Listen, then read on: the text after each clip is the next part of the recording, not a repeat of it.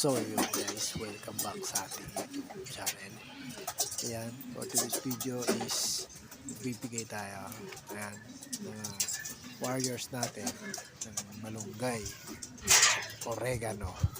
Ayan, mas healthy kasi sa kanila yan. Ayan, at bata pa lang sila, alam na nila yung lasa ng mga ganyan pagkain. Healthy kasi sa kanila yan habang young bird pa sila. So yun, oregano at malunggay. Yan. May nakalagay na grits na rin dyan para sa kanila. Sarap sila, oh. Diba? Mga young bird natin yan para sa south race. Yung iba yan nasa Pangindiar. Si Bluebar, oh. Healthy na. Pwede na sumabak sa karera ulit. Yan. So yun lang guys.